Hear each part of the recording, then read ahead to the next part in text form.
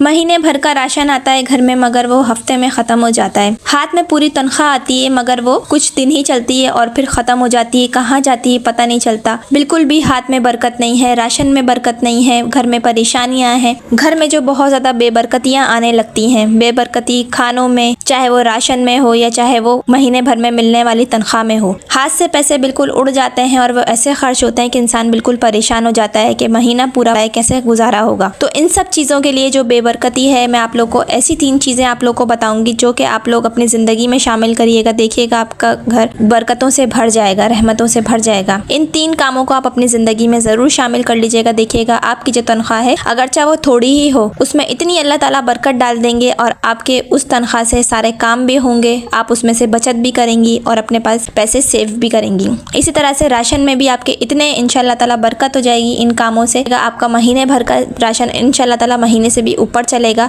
और आपको बिल्कुल भी परेशानी नहीं होगी। आप अपनी हालात को अपने सामने चेंज होता हुआ देखेंगी, बदलता हुआ देखेंगी कि आप लोग खुद हैरान रह जाएंगे। और बहुत ही आसान तरीके हैं। जो पहला और सबसे आसान तरीका मैं आप लोग को बताने जा रही हूँ वो ये है कि हर घर में मोबाइल होता है, स्पीकर होते हैं, डैग होते हैं। तो आपको क्या करना है, सुबह उठ के सबसे पहले जो आपको ये काम करना है वो ये है कि आपको अपने घर में सूरह बकरा की तिलावत लगानी है। बहुत ही आसान काम है, आपको सिर्फ सूरह बकरा की तिलावत लगा देनी है।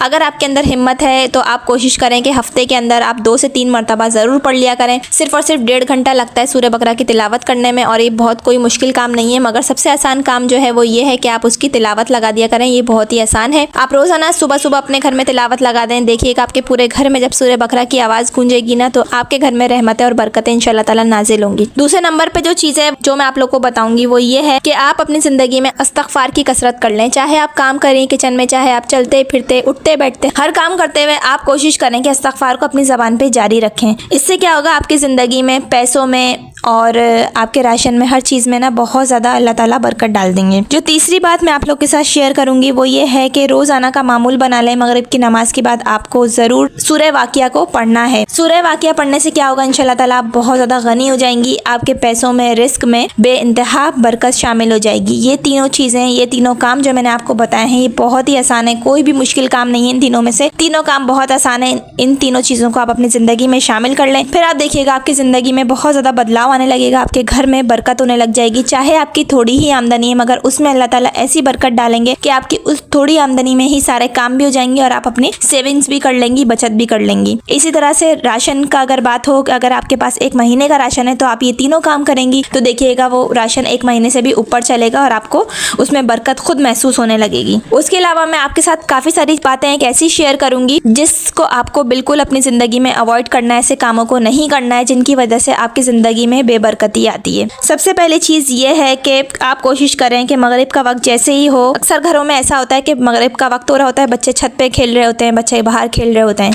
ऐसा नहीं होना चाहिए। मगरिब के वक्त बच्चों को आप घर के अंदर रखें, अपने पूरे घरों की आप लाइट जला दें और कोशिश करें कि आप एक जगह बैठ जाएं और जब भी अजान हो, अजान का आप सुकून से बैठ के सुने, आप उसका जवाब दें। अक्सर घरों में होता है अजानें हो रही होती, लोग बातचीत में मसरूफ़ होते हैं, बच्चे खेल रहे होते हैं। ऐसा तरीका नहीं होना चाहिए। आप खुद भी इस बात का ख्याल रखें, अपने बच्चों को भी सिखाएं। जैसी अजान हो फ़ौरन आप लोग एक जगह बैठ जाएँ और उस अजान को आप गौर से सुने, सुकून से सुने। उसके बाद आप अजान ख़त्म होने की दुआ पढ़ें। फिर उसके बाद आप मामूल के काम जो है वो नमाज पढ़ने के बाद कोशिश करें कि आप पूरी नमाज सुकून के साथ आप सुने और पढ़ें। एक और बात ये शेयर करूँगी कि आप जब भी बिस्तर को इस्तेमाल करें, जब भी आप बिस्तर पे लेटें तो उससे पहले आप बिस्तर को झाड़ लें। बाज़ लोगों की आदत होती है ऐसे ही बस बिस्तर पे लेट जाते हैं बगैर उसे झाड़े। हमेशा बिस्तर को पहले झाड़ना चाहिए। और घर में बिला वजह झगड़े, बिला वजह का फसाद से परहेज़ करें, क्योंकि जिस घर में हद से ज़्यादा बिला वजह की फालतू की लड़ाइयाँ चलती रहती हैं, चिक चिक चलती रहती है, उस घर से बरकतें और रहमतें उठ जाती हैं। कोशिश करें कि अपने घर का बाथरूम और किचन बहुत ज़्यादा साफ़ रखें और बिस्तर को भी, और बेडशीट्स वगैरह, कुशन वगैरह होते हैं, तकिया वगैरह, इन सब के कवर को साफ़ और पाक रखें।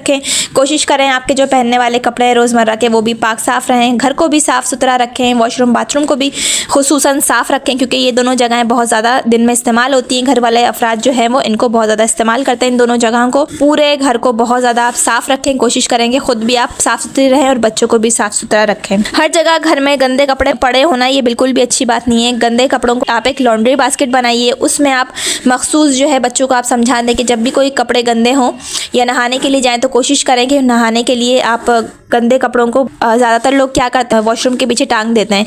इससे क्या होता है, नेगेटिव एनर्जी उस कपड़ों में शामिल हो जाती है। तो आप क्या करें, सारे कपड़ों को एक जगह आप लॉन्ड्री बास्केट में रखें और कोशिश करें कि आप उन कपड़ों को जो है एक जगह, या लॉन्ड्री बास्केट आपके पास नहीं है तो आप एक पोटली बना के रख दें। आपके घर में टूटे हुए बर्तन नहीं होने चाहिए। अगर आपके घर में टूटे हुए बर्तन है तो आप उनको निकाल दें बाहर, ज़रूरी नहीं है आप उन टूटे हुए बर्तनों को इस्तेमाल करें। टूटे हुए कंघे इस्तेमाल ना करें, टूटे हुए शीशे अगर आपके घर में, उनको आप इस्तेमाल ना करें। इन सब चीज़ों से भी घर में बहुत ज़्यादा बेबरकती होती है। उसके अलावा कोशिश करें कि जैसे ही अजान हो सबसे पहले आप नमाज को अदा कर लें, ठीक है। ये सब चीज़ें जो थी वो मैंने आपको बता दी हैं और आप कोशिश करें कि इन सब चीज़ों को आप अपनी ज़िंदगी में अमल करें। और जो 3 चीज़ें मैंने आपको बताई हैं ना, ये आप अपनी ज़िंदगी में ज़रूर शामिल करिएगा। देखिएगा आपकी ज़िंदगी में बहुत ज़्यादा फ़र्क आने लग जाएगा और आपको चेंजेस खुद ब खुद नज़र आने लगेंगे। आज का जो व्लॉग था वो मैंने बस इतना ही बनाया था। होप आपको मेरा आज का व्लॉग अच्छा लगा होगा, आज का टॉपिक पसंद आया होगा।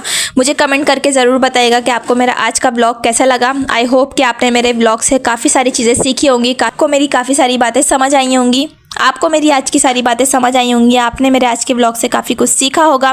वीडियो पसंद आई हो तो ज़रूर लाइक कर दीजिएगा। चैनल पे अगर आप मेरे नए हैं तो ज़रूर सब्सक्राइब कर दीजिएगा। मिलती हूँ मैं आपसे नेक्स्ट व्लॉग में नए कंटेंट के साथ, नए टॉपिक के साथ। जब तक के लिए अल्लाह हाफिज़।